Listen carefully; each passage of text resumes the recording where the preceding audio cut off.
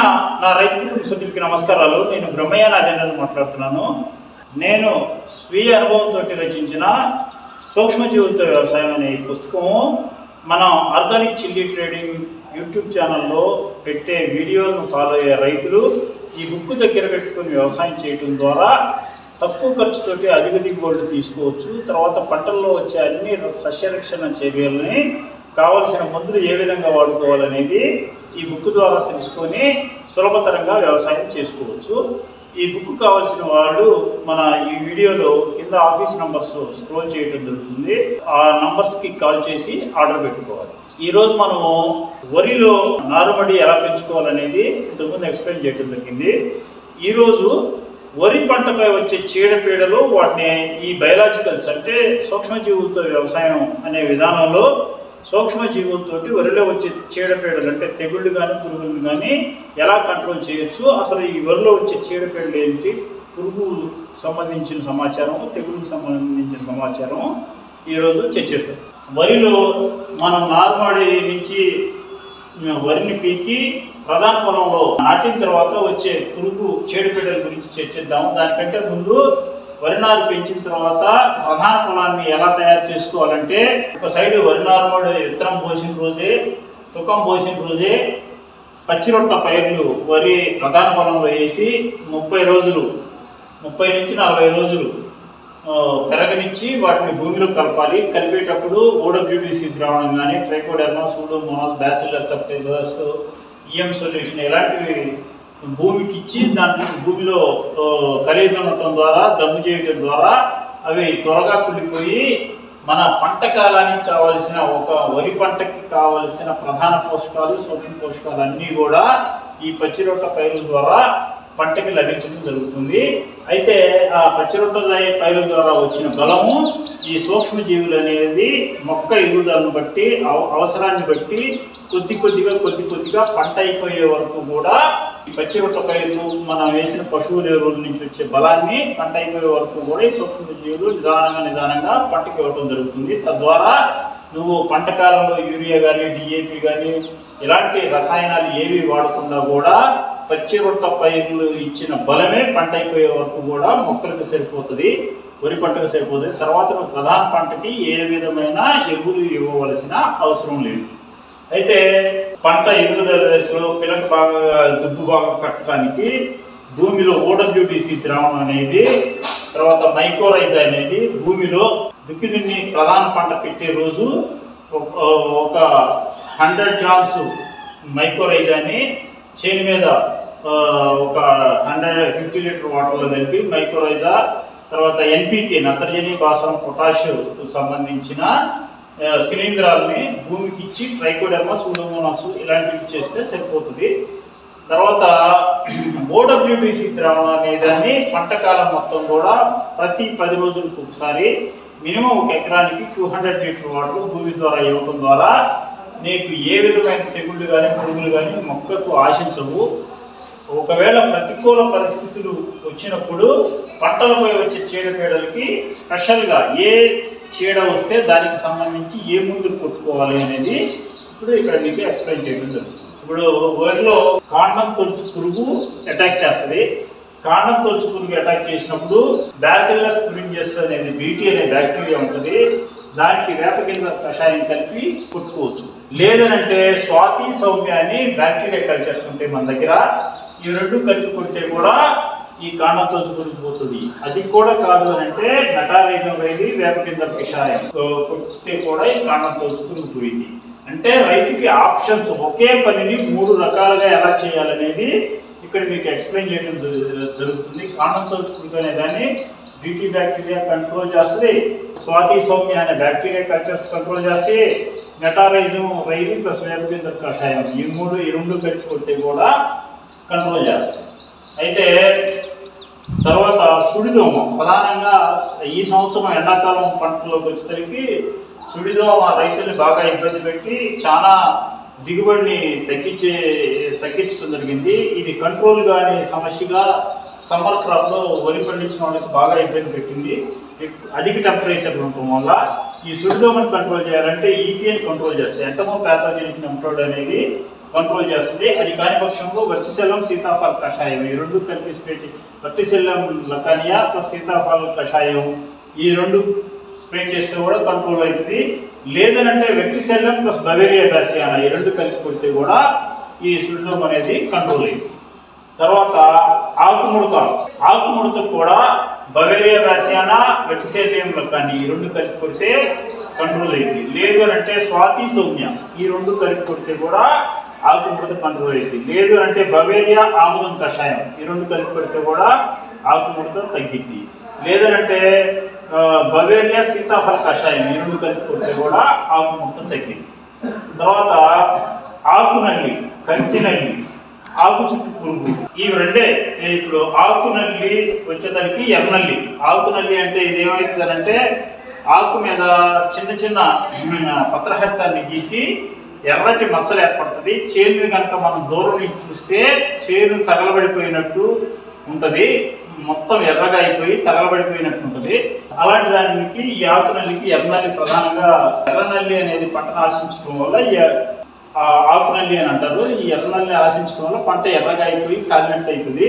దీనికి హిర్సుటెల్లా థామ్సోని తర్వాత స్పోరోత్రిక్స్ పొంగోరం ఈ రెండు ఫంగస్ల్లో ఏ ఒక్కటి కొట్టినా తగ్గింది, లేదంటే రెండు కలిపి కొట్టినా తగ్గింది. తర్వాత కంకినల్లి కూడా ఇదే హిర్సుటెల్లా థామ్సోని స్పోరోత్రిక్స్ పొంగోరం ఈ రెండింటిలో ఏది కొట్టినా కంకినల్లి తగ్గిద్ది. లేదంటే బీటీ ప్లస్ స్వాతి బీటీ కొట్టినా కంకినల్లి తగ్గిద్ది, స్వాతి సౌమ్య కొట్టినా కంకినల్లి తగ్గిద్ది. తర్వాత ఆకు చుట్టు పురుగుకి వచ్చేసరికి కంకినల్లికి ఆకునల్లికి ఈ రెండింటికి కూడా హిర్సుటెల్లా స్పోరోత్రిక్స్ పొంగోరం ఈ రెండింటిలో ఏది కొట్టినా కంట్రోల్ అయ్యింది.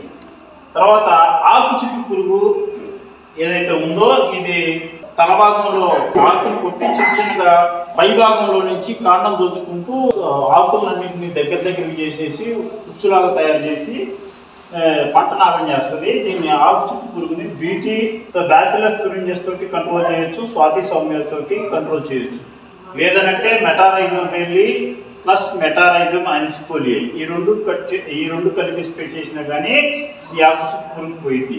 రెల్లరాజు పురుగు, కంపునల్లి ఈ రెండింటిని కూడా రెల్లరాజు పురుగు అంటే ఇది తాలు అంటే గింజ పట్టే దశలో ఈ పురుగు అటాక్ అయ్యి కాండం నుంచి రసం పీల్చడం ద్వారా కంకి పడకుండా పాలు పోసుకోకుండా తాలు కంకి అయ్యి గింజలు లేకుండా వెయిట్ మొత్తం పోయి రాలిపోతుంటుంది.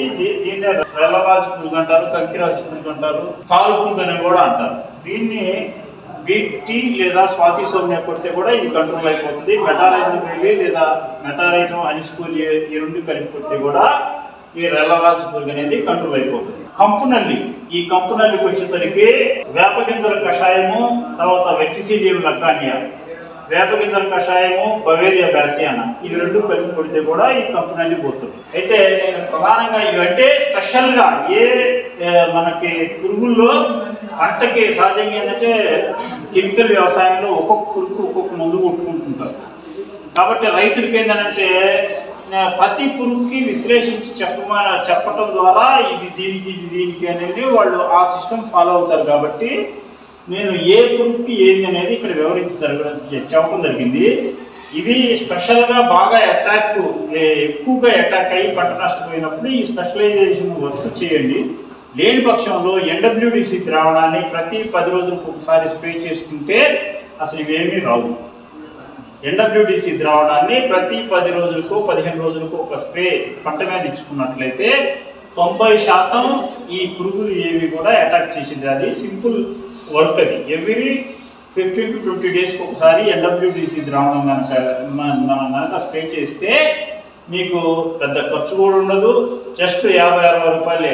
ఫస్ట్ బాటిల్ కొన్నప్పుడు ఒక 300, అది 3 years వరకు కంటిన్యూస్గా మనం ఫర్మెంటేషన్ చేసుకోవచ్చు. ప్రతి స్ప్రేకి ఒక 50 నుంచి 100 రూపాయల బెల్లం వాడితేనే NWDC ద్రావణం అనేది 20 రోజులకు ఫర్మెంటేషన్ అయింది. 20 రోజులకు ఒకసారి NWDC ద్రావణం స్ప్రే చేసినప్పుడు ఈ ఖర్చులు కూడా సహజంగా ఉండవు. ఇవి అయిపోయిన తర్వాత తెగుళ్ళు గురించి వివరిస్తాం. తర్వాత వరిలో వచ్చే తెగుళ్ళు నివారణ అంటే ఏ మందులు కొడితే నివారణ అవుతుంది. ఇప్పుడు వరిలో వచ్చే అన్ని తెగుళ్ళు, పాము పొడ తెగులు కానీ, బ్యాక్టీరియా ఆకుమచ్చ తెగులు కానీ, కాండం పొడ తెగులు కానీ, పొట్టపుల్ల తెగులు కానీ, వెన్నమచ్చ తెగులు కానీ, ఇవన్నీ కూడా వాతావరణంలో చెడు బ్యాక్టీరియాలు, చెడు ఫంగస్లు పంటని ఆశించడం ద్వారా, అది గాలి ద్వారా కానీ, నీటి ద్వారా కానీ, పర్యావరణం ద్వారా కానీ చెడు బ్యాక్టీరియాలు, చెడు ఫంగస్లు అటాక్ చేయడం వల్ల ఈ తెగుళ్ళు వస్తాయి. వీటికి కంట్రోల్ చేయడం కోసం మనం పాము పొడ తెగులు వచ్చిందనుకోండి, ట్రైకోడర్మా విరిడి, సూడోమోనాస్ ఈ రెండు స్ప్రే చేస్తే తగ్గిపోయింది. బ్యాక్టీరియా ఆకుమచ్చ తెగులు వస్తే బ్యాసిల్లస్ సబ్టిల్లస్ పుల్లటి మజ్జిగ కలిపి స్ప్రే చేస్తే తగ్గిపోయింది. పుల్లటి మజ్జిగ వచ్చేసరికి 200 లీటర్ వాటర్కి 10 లీటర్లు పుల్లటి మజ్జిగ తీసుకోవాలా. బ్యాసిల్లస్ సబ్టిల్లస్ అనేది 1 లీటర్ తీసుకోవాలి.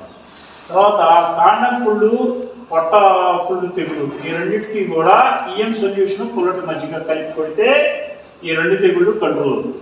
తర్వాత గింజమచ్చ తెగులుకి వచ్చేసరికి సూడోమోనాస్, బ్యాసిల్లస్ సబ్టిల్లస్ ఈ రెండు కలిపి కొడితే స్ప్రే చేస్తే తగ్గిపోతుంది.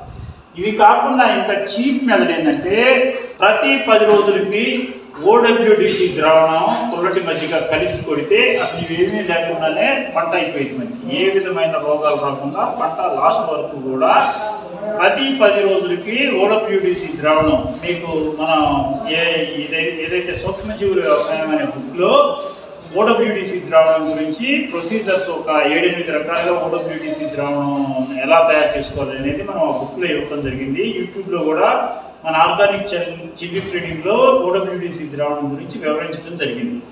మీరు OWDC ద్రావణం పుల్లటి మజ్జిగ కలిపి కొట్టినట్లయితే ఈ మందులు ఏమీ లేకపోతే కూడా నీకు పంటలో తెగుళ్ళు రావు. తర్వాత NWDC ద్రావణం, OWDC ద్రావణం వీటి మీద కనుక ఈ సేంద్రియ వ్యవసాయం చేసే రైతులు అవగాహన తెచ్చుకున్నట్లయితే ఈ స్పెషలైజేషన్ బ్యాక్టీరియాలు, ఫంగస్లు తక్కువ చేసుకొని వాటితోటే పంట పండించే అవకాశం ఉంటుంది. ఇన్ కేసు నీకు అసలు ఏమీ తెలియకపోతే ట్రైకోడర్మా, సూడోమోనాస్ ఒకసారి, బ్యాసిల్లస్ సబ్టిల్లస్ పుల్లటి మజ్జిగ ఒకసారి, ఈఎం సొల్యూషన్ పుల్లటి మజ్జిగ ఒకసారి, సూడోమోనాస్, బ్యాసిల్లస్ సబ్టిల్లస్ ఒకసారి, ఇలా సీరియల్ వైజ్గా అసలు ఏమున్నా లేకపోయినా నీకు ఏం తెలియకపోతే కనుక ఈ ప్రొసీజర్ ప్రకారం ప్రతి 10 రోజులకి ఒక్కొక్క స్ప్రే చేసుకుంటే వెళ్తే కూడా నీకు కంట్రోల్ అయిపోయింది. తెగుళ్ళు అనేవి ఏవి ఆశించవు. కాబట్టి ఈ విధంగా తెగుళ్ళని, పురుగుల్ని బయలాజికల్స్ తోటి బ్రహ్మాండంగా అరికట్టవచ్చు. ఇవి ఫాలో అయినట్లయితే మ్యాక్సిమం నీకు ఒక పంట కాలంలో పురుగు మందులు నువ్వు తెగుళ్ళకు కానీ, పురుగులకు కానీ, వరికి విత్తనం పెట్టిన కాడి నుంచి పంట అయిపోయేలోపు 4,000 నుంచి 7,000-8,000 లోపల కంట్రోల్ చేసుకోవచ్చు. 7,000-8,000 రూపాయల ఖర్చుతోటి వరి పంట పండించవచ్చు. ఇంకా తక్కువ కూడా చేసుకోవచ్చు. అంటే ఈ బయలాజికల్స్ మీద నీకు నాలెడ్జ్ వచ్చి ఎంత నాలెడ్జ్ వస్తే అంత ఖర్చు తగ్గించుకోవచ్చు. తర్వాత వరి పంట ఎదుగుదల వయసు అంటే 70 రోజులు, 60 నుంచి 70 రోజుల్లో ఒకసారి, తర్వాత 90 నుంచి 100 రోజుల్లో మధ్యలో ఒకసారి అరటి మువ్వతోటి పొటాష్ ఎలా తయారు చేసుకోవచ్చు, సేంద్రియ పొటాష్ ఎలా తయారు చేసుకోవచ్చు అనేది మనం వీడియోస్ చేయడం జరిగింది. ఆ పొటాష్ని ఏ బ్యాక్టీరియాతోటైనా, ఏ ఫంగస్ తోటైనా పొటాష్ ద్రావణాన్ని 1 లీటర్ 1 ఎకరానికి మీరు తెగులు మందు కొట్టే దాంట్లోనైనా కలుపుకోవచ్చు. లేదంటే పురుగు మందు, ఇంతకుముందు చెప్పిన పురుగు మందులు బవేరియా బ్యాచ్ అయినా, వట్సెలంలో కానీ అలాంటి మందులతోటైనా ఈ పొటాష్ ద్రావణాన్ని కలిపి కొట్టినట్లయితే 2 సార్లు 60 నుంచి 70 రోజులు మధ్యలో ఒకసారి, అదే 50 నుంచి 70 రోజుల మధ్యలో ఒకసారి, 90 నుంచి 100 రోజుల మధ్యలో ఒకసారి 2 సార్లు కనుక స్ప్రే చేసినట్లయితే సాలు అనేది లేకుండా గింజ మంచి నాణ్యంతో, మంచి బరువు మంచి తూకంతో, మంచి పోషక విలువలతోటి దిగుబడి రెట్టింపు అయ్యే అవకాశం ఉంటుంది. దాంతోపాటు ఈ జింకు ధాతు లోపాలు ఏవైనా కానీ, సహజంగా వరిలో సూక్ష్మ పోషక లోపాలు ఎక్కువగా వస్తున్నాయి. ఎందుకంటే సంవత్సరాల తరబడి రసాయన వ్యవసాయం చేయటం వల్ల భూమిలో సూక్ష్మ పోషక లోపాల్లో వరిలో ప్రధానంగా నీరు ఎప్పుడు నిలబడి ఉండటం వల్ల జింకు ధాతు అనేది లభ్యత తక్కువగా ఉండటం వల్ల జింకు ధాతు లోపం అనేది వస్తుంది. జింకు ధాతు లోపం కనుక మనకి చేలో కనపడితే జింక్ బ్యాక్టీరియాని భూమికి వాటర్తో పాటు ఇచ్చినట్లయితే సాయిల్లో ఉన్న జింకుని తీసి మొక్కకి ఇచ్చింది. లేని పక్షంలో ఆకుల ద్రావణం అని మనం ఒక 10 రకాల ఆకుల్ని డీకంపోజ్ చేసుకొని గ్రోత్ ప్రమోటర్ తయారు చేసుకుంటాము. ఆ ఆకులు ద్రావణాన్ని కొడితే కూడా జింకు ధాతులోపం పోయింది. ఈవెన్ పొటాషియం ద్రావణం ఏదైతే మన అరటి మువ్వతోటి తీసే పొటాషియం ద్రావణం ఏదైతే ఉందో సేంద్రియ పొటాషియం దాన్ని కొడితే కూడా దాంట్లో జింకు మూలకం కూడా ఉంటుంది కాబట్టి అది కొట్టినా కానీ జింకు ధాతులోపం పోయింది. ప్రధానంగా భూమికి జింక్ బ్యాక్టీరియా ఇచ్చినట్లయితే జింకు ధాతులోపం ఉన్నట్లయితే బ్రహ్మాండంగా తగ్గింది. కాబట్టి రైతులు ఈ విధంగా ఫాలో అయ్యి వరి పంటని సేంద్రియ పద్ధతిలో బ్రహ్మాండంగా పండించుకోవచ్చు. రైతు మిత్రులకి ధన్యవాదాలు.